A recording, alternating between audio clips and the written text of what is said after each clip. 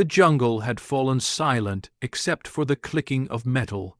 It was late spring, 1945, somewhere outside Manila. Smoke drifted above the tree line, and the sharp smell of cordite hung in the damp air. A column of Japanese nurses and clerks, uniforms stained with mud and sweat, stumbled out from behind a ridge. Their commanding officer was gone, disappeared into the green haze hours ago. Now, a voice thundered from the road ahead, "Don't resist." The order was in English, but the meaning hit like a rifle butt. Hands rose slowly, trembling. For the women of the Imperial Army Auxiliary, surrender was unthinkable. Since childhood, they had been told that capture meant dishonor worse than death. Yet here they were, faces streaked with ash, limbs shaking, eyes locked on American rifles glinting in the sunlight. One of them, Corporal Ako, clutched the badge of the rising sun to her chest. Her throat tightened as she looked at the calm, watchful soldiers. No shouting, no cruelty, just a firm command, "Stay still." The quiet terrified her more than any gunfire. Behind the American line, trucks waited, canvas flapping, engines idling like beasts ready to feed. The women were ordered forward. "Move," said a sergeant, his voice measured. One by one, they climbed aboard. The wooden planks of the truck bed burned against their bare legs. Someone whispered a prayer. Another bit her lip until it bled. The convoy started rolling, grinding down a road lined with wrecked tanks and the smell of burnt oil. Every mile felt like another layer of their old selves peeling away. Ako turned her face toward the fading jungle, wondering if her homeland even knew she existed anymore. She thought of Tokyo, of radio broadcasts promising victory. Lies, she realized.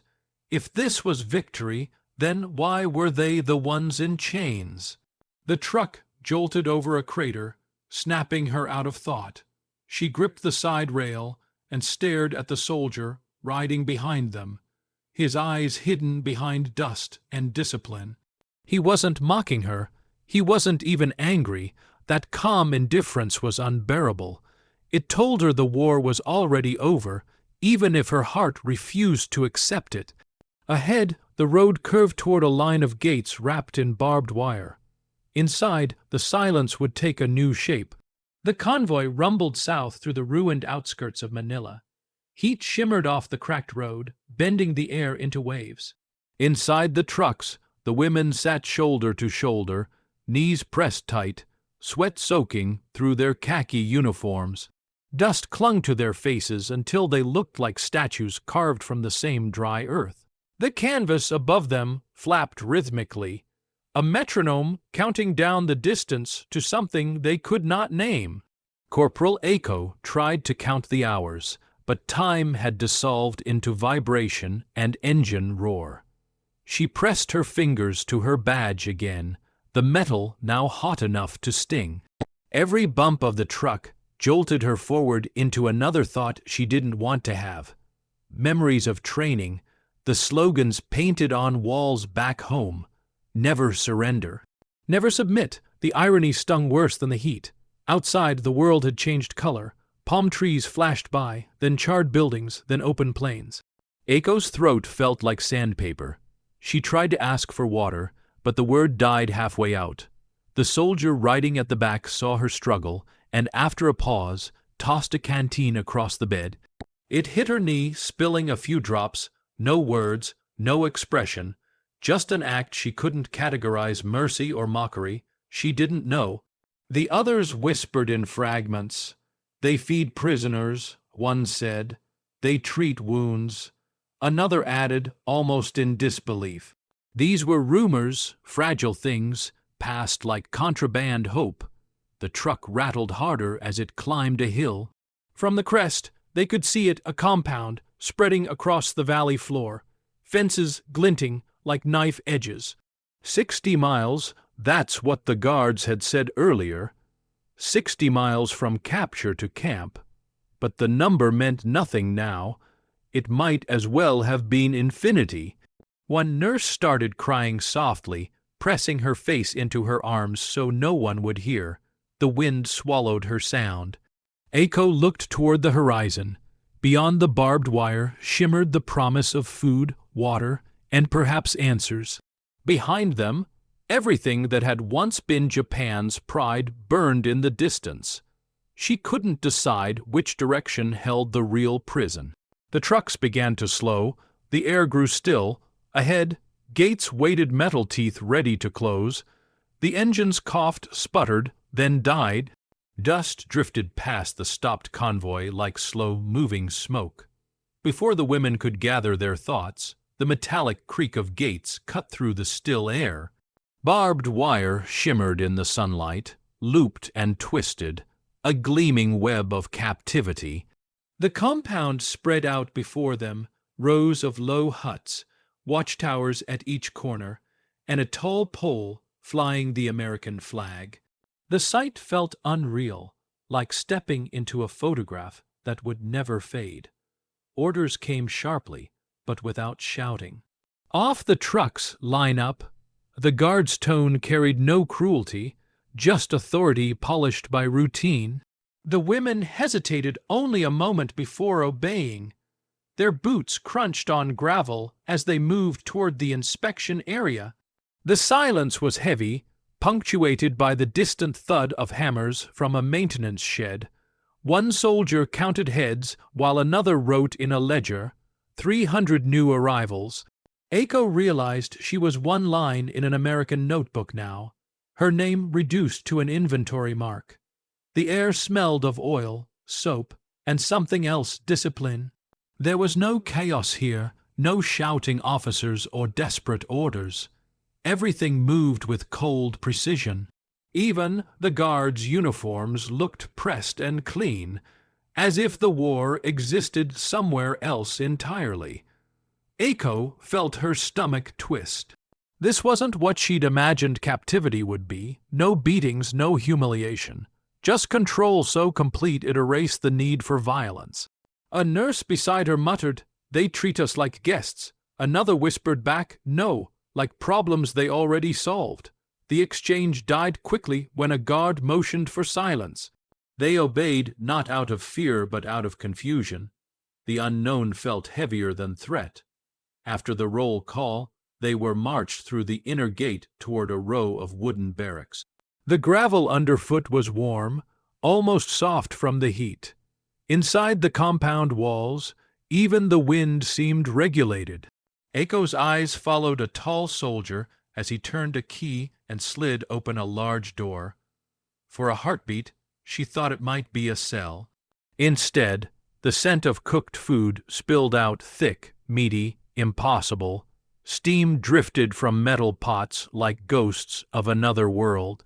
Inside the camp's mess hall, the smell of stew, beef, onions, and something foreign called carrots filled the air.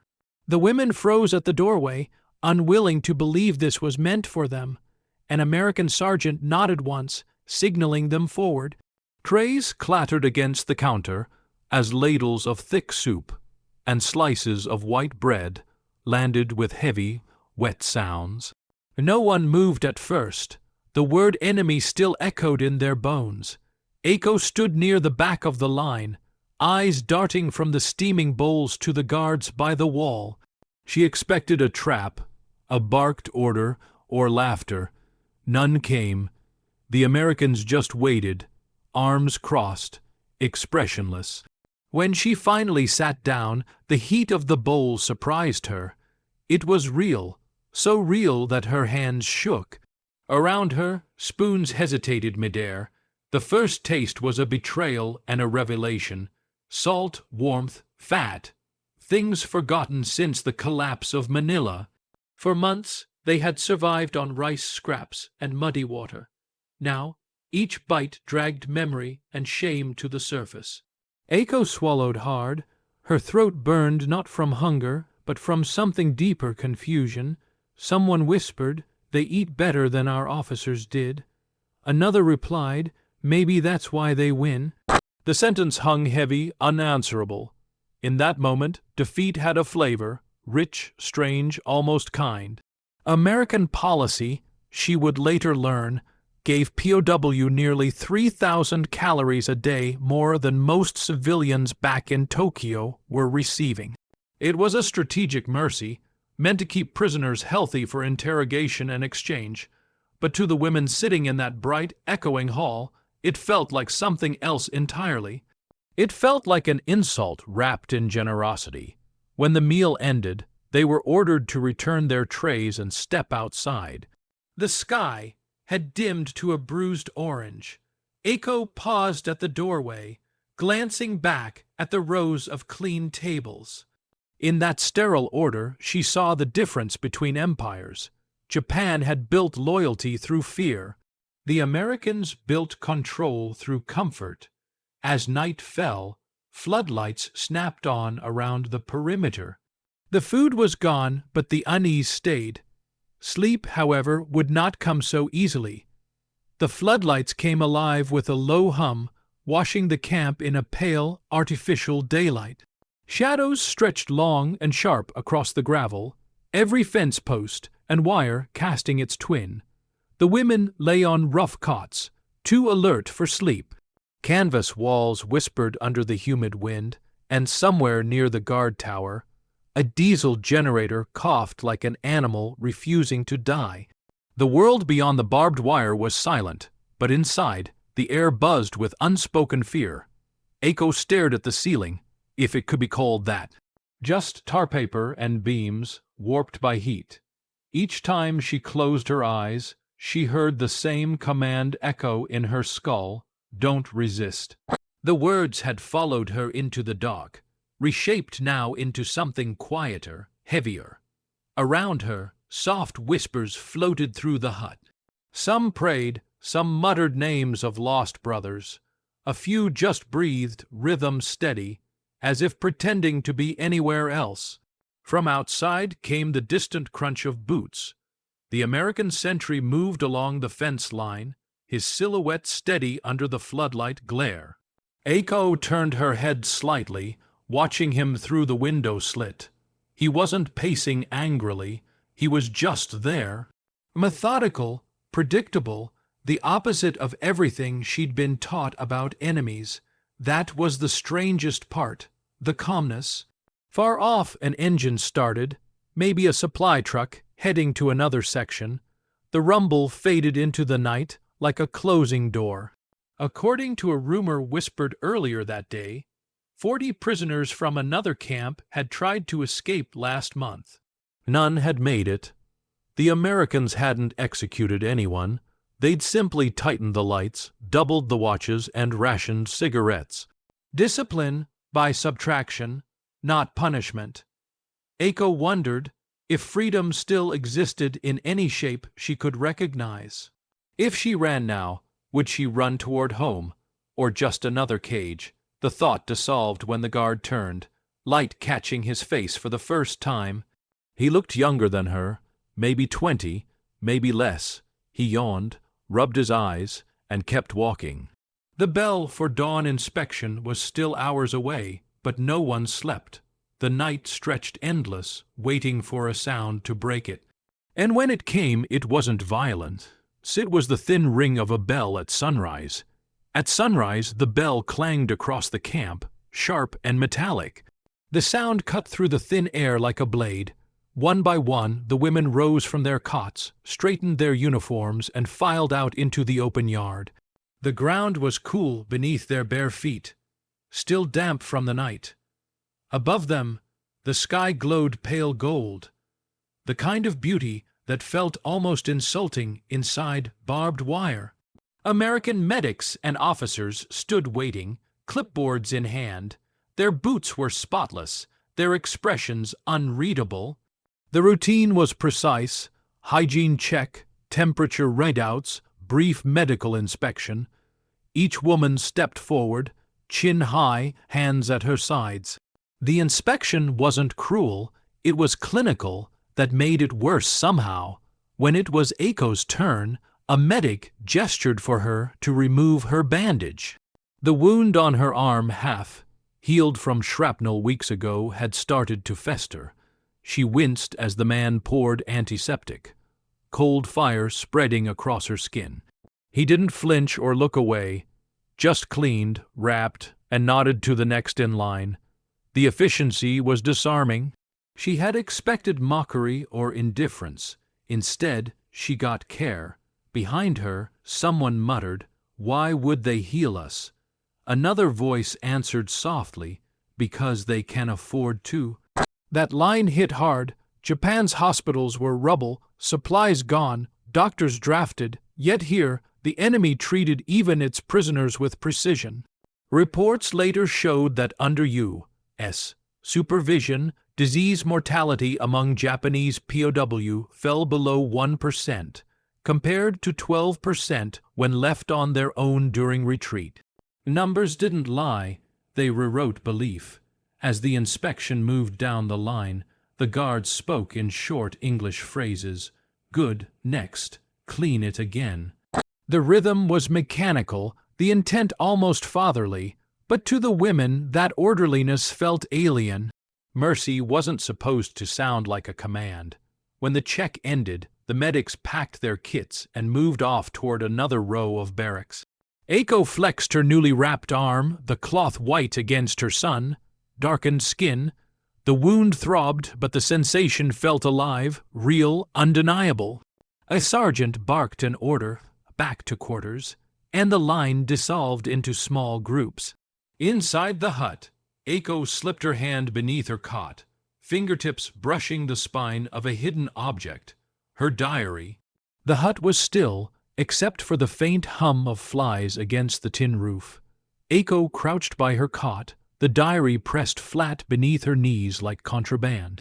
She'd hidden it inside a folded towel since the day of capture, a slim notebook bound in cloth, pages stained by humidity and fear. With trembling fingers, she opened it, the pencil tips scratched across paper, the sound small but defiant. May 10th, 1945. Our empire is dust. She paused, staring at the words.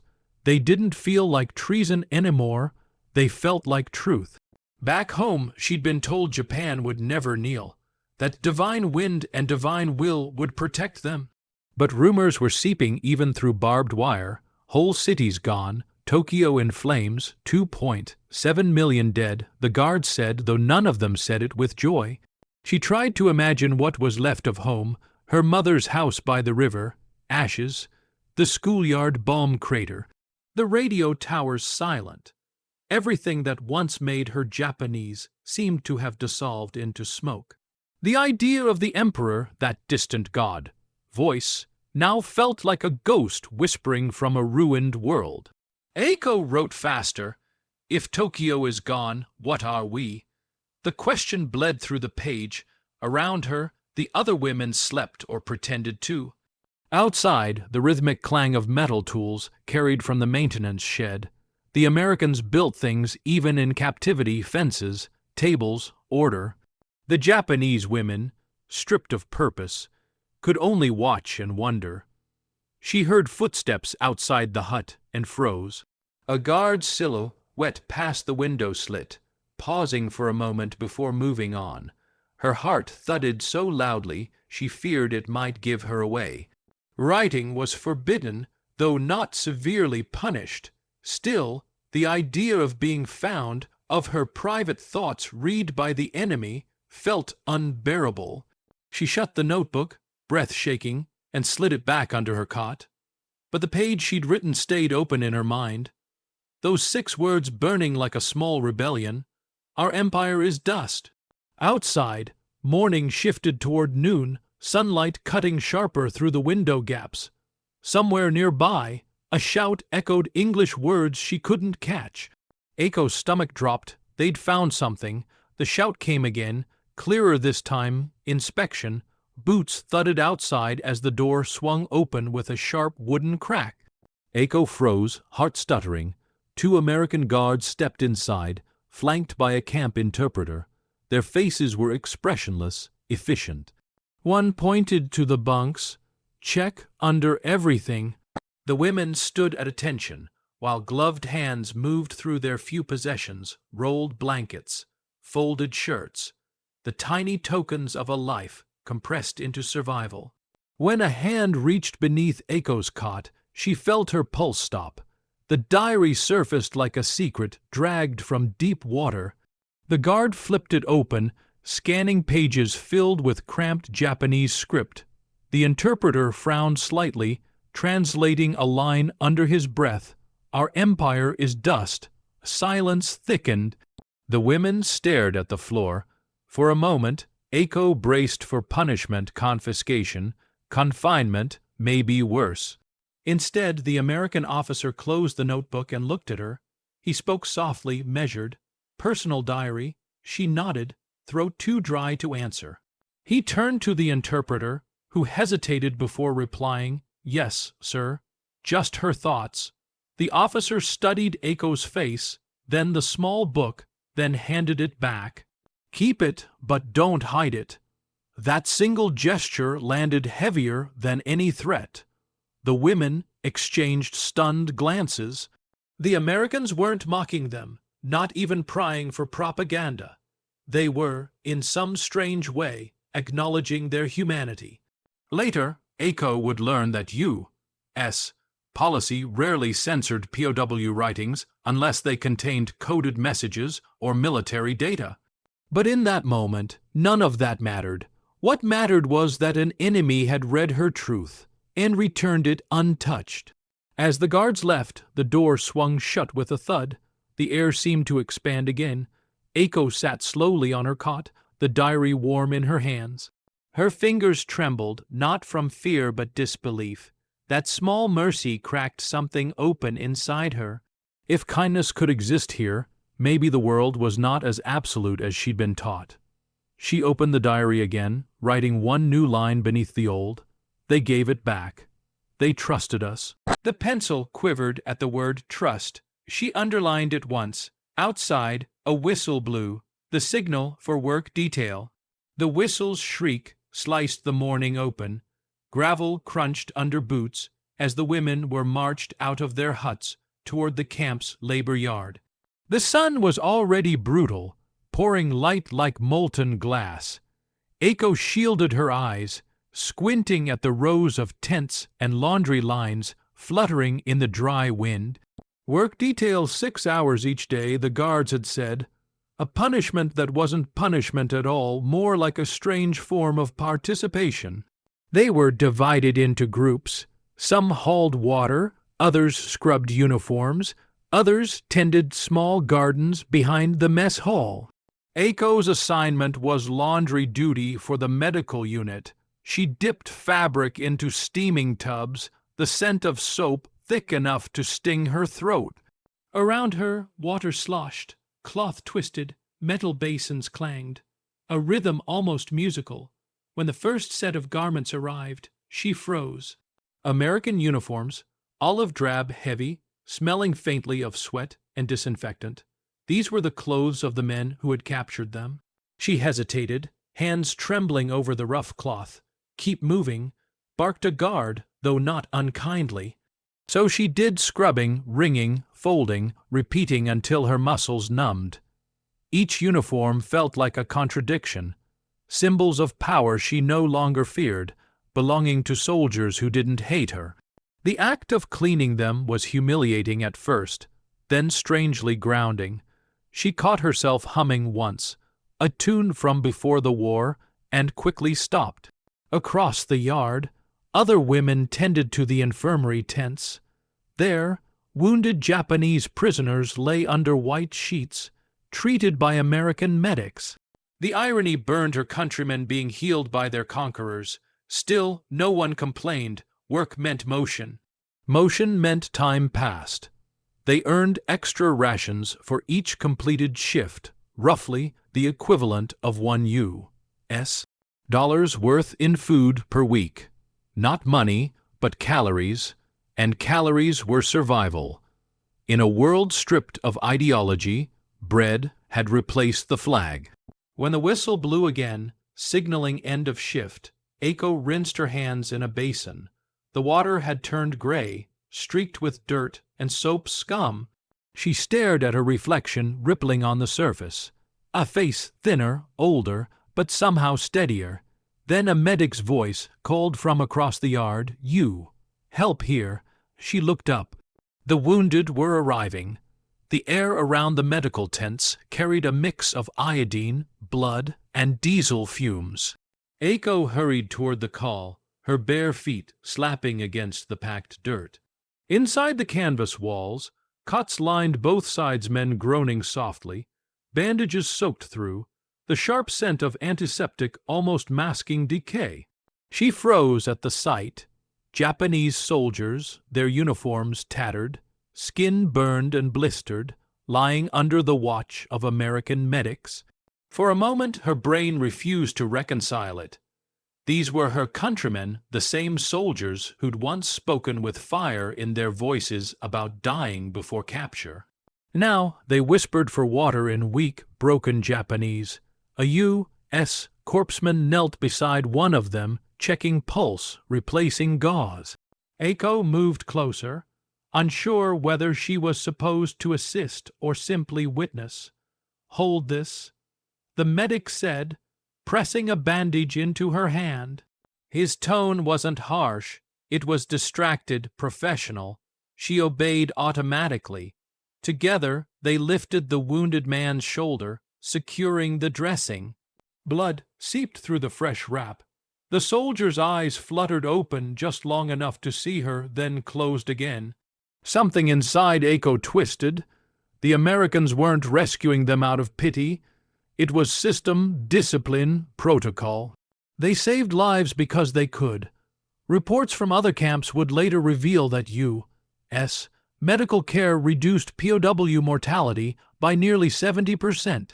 Numbers again where belief had failed. The work continued without pause.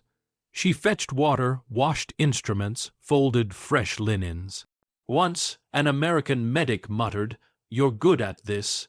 She didn't answer, just kept moving. Each act of care felt like betrayal and redemption intertwined. Her hands, trained to serve an empire, now served survival itself. When the day's heat began to fade, she sat on a stool outside the tent, hands still smelling of antiseptic. Across the yard, she saw rows of men under white sheets alive. The enemy had kept them alive. The thought circled in her head like a moth trapped in glass. Behind her, a radio crackled from the command post, static filling the twilight. A voice in English announced some new event, urgent, world, shifting, but the words were muffled by distance and static. Still, every guard froze to listen. Something enormous had happened. The static cut through the humid evening like electricity. Eiko paused mid-step outside the infirmary, a basin of clean bandages in her hands. The guards had stopped moving. Even the generator seemed to hold its breath. From the radio tower came a voice, American, tense, clipped. "Hiroshima bombed city destroyed." The words drifted through the camp loudspeakers, distorted but unmistakable. At first, no one understood. Hiroshima was a place, yes, but the tone in the announcer's voice made it sound like the world had ended there. The interpreter hurried over, repeating the news in Japanese. A new weapon, one bomb, an entire city gone. Eiko's mind stuttered. Gone, one bomb. She glanced at the American medics. Even they looked pale, stunned, their usual rhythm broken.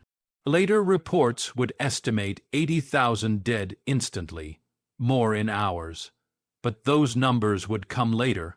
In that moment, it was only silence and disbelief. The women stood in the open yard, the sky dimming from blue to black, as if mirroring the news itself. Someone whispered, "It cannot be true." Another muttered, "We have become the burned." Eiko felt her knees weaken. She had seen destruction before bombed villages, collapsing bridges, but the idea of an entire city erased in seconds felt impossible. One of the guards muttered, "Atomic," as if saying a word no human should own. The interpreter added quietly, "A sun dropped from the sky." That phrase stuck in her head, "A sun dropped from the sky." She imagined it, a light so bright it burned shadows into walls, people into memory. For years, Japan's soldiers had spoken of divine light, divine power. Now, that light had turned against them. The sun itself betrayed us, she whispered, echoing the thought aloud. Across the camp, even the Americans didn't celebrate. The victory felt heavy, uncertain. Some turned away from the radio, lighting cigarettes in silence. No cheers, just the faint hiss of static, and the knowledge that something irreversible had begun. That night, the women barely spoke. The floodlights hummed as usual, but their glow felt colder, crueler. Eiko sat by her cot, staring at her hands. The same hands that had bandaged wounds now trembling as if the world had shifted under them. By dawn, the guards brought a newspaper. The headline was worse than the rumor. The newspaper arrived at dawn, its edges still damp from the press. The interpreter held it high as if it carried a commandment. Across the front page ran words in bold black ink. Japan surrenders. The guards didn't cheer, they just looked tired. The war that had swallowed the world was ending, and no one seemed to know how to breathe. Eiko stood in the camp yard with the others, staring at the American flag fluttering above the watchtower. The air was motionless, except for that single movement. The cloth rippling softly like it, too, was exhaling after years of tension. Somewhere in the distance, a generator clicked off. For the first time since capture, there was true silence. The interpreter spoke in careful Japanese. "Your emperor has spoken. The war is over." The words hung in the air, fragile, absurd. The emperor's voice, broadcast across Japan for the first time in history, had been described as distant, trembling nothing like the god they'd been taught to worship. He sounded human, whispered one woman, and others nodded, numb. Eiko tried to picture it, the man who had been a symbol, now a voice admitting defeat. She felt no anger, only exhaustion.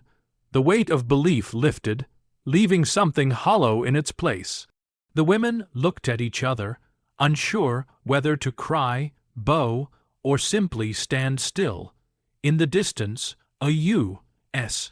soldier lowered a Japanese flag taken from an old outpost and folded it carefully, not torn, not trampled, just folded. The gesture was oddly tender, and it broke something in her. For years they had been taught that Americans were monsters, soulless, barbaric. Yet here, in the quiet aftermath, the enemy handled even their flag with a kind of respect. It wasn't mercy exactly. It was acknowledgment. The guards opened the main gates that afternoon. "You're free," the sergeant said almost gently. But no one moved. Freedom was a direction they could no longer point to on a map. Eiko's fingers tightened around the diary she still carried. Inside were the words that had guided her through captivity. "Don't resist." The gates yawned wide. Outside waited a landscape she didn't recognize anymore. The trucks rolled again, but this time there were no rifles, no shouted orders, just quiet. The gates of the POW camp vanished behind a cloud of dust as the convoy made its way toward the coast. Eiko sat near the back, her diary clutched to her chest, the same position as the day she'd been captured. The difference now was unbearable. No fear, no pride, only emptiness. Days later, they arrived at a port once controlled by the Imperial Navy. The docks were splintered, ships half sunk, cranes rusted like forgotten bones. American officers called names from a list and directed each group onto transport vessels bound for Japan. The air smelled of salt and diesel, the same scent that had carried soldiers to war years earlier, but now it carried them home as prisoners. The voyage took weeks. Storms lashed the deck, waves slammed the hull, and the women huddled together under tarps. They were told that 6.6 million Japanese were being repatriated from across the Pacific, but 2 million would never return, lost, missing, or presumed dead. Numbers blurred into grief. When Japan's coastline finally appeared, it didn't look like home. From the ship's deck, Eiko saw cities flattened into gray scars, docks buried under ash. Tokyo was a skeleton. Smoke still rose from the ruins like memory refusing to fade. The women disembarked in silence, their sandals crunching over glass and cinders. Officials processed them quickly, names, dates, medical checks. But there were no parades, no welcome. The empire they'd served had dissolved. Eiko wandered through the remains of her neighborhood, the landmarks gone. The schoolyard where she once drilled now lay beneath a crater. She found a fragment of a signboard that read only one word, hope. She laughed once, softly, because it sounded like a lie that had outlived its storytellers. That night, she sat in a borrowed room, writing again. Freedom feels heavier than prison, she wrote. It was true. In captivity, there had been food, order, rules. Here, there was only ruin and silence. She closed the diary, its cover stained with years of dirt and sweat. Tomorrow she would begin again, but not as a soldier, not as a believer, just as someone still breathing. She didn't yet know what came next, but the final page was waiting. Years slipped quietly into decades. Tokyo rebuilt itself from concrete and neon, but for Eiko, time always smelled faintly of antiseptic and diesel, the sense of captivity that never left her skin. She lived in a small apartment near the Sumida River, its walls bare except for one shelf holding an old cloth-bound notebook. Every few months she took it down, brushed off the dust, and read it cover to cover. The handwriting inside had faded, but the words still pulsed with memory. Don't resist. The line that once meant surrender now read like survival. She remembered that jungle road outside Manila, the heat, the command shouted in a language she barely understood. Back then, those two words had felt like defeat. Now, after years of reflection, she saw them differently. Not submission, but endurance. Sometimes not resisting was the only way to stay human. Outside, life in post, war Japan moved with impossible speed. Factories roaring, trains humming, children laughing in a language untouched by war. Eiko often stood by her window, listening to the city's pulse. Freedom, she realized, wasn't loud, it was quiet. It was the right to breathe without orders, to write without fear of inspection. Her diary's final entries had turned almost gentle. She had written about the American guards who'd returned her notebook, the stew that had tasted like confusion, the day the Emperor's voice broke through static. She didn't glorify any side. She simply recorded how the world had shifted. History, she understood now, wasn't about flags or victories. It was about endurance measured in heartbeats. One evening, rain pattered softly against the window. She opened the diary again and added a single new line beneath the last entry written decades earlier. We resisted nothing and became someone else. The pencil trembled, but she smiled. The sentence felt like closure, not confession. She closed the cover, its edges frayed and fragile, and placed it back on the shelf. Outside, thunder rolled over Tokyo's skyline, but inside, her room stayed calm. The world had rebuilt itself from ashes. She had rebuilt herself from silence. Eiko turned off the light, the faint echo of that voice from long ago still whispering in her memory. Don't resist. This time, it didn't sound like defeat. It sounded like peace.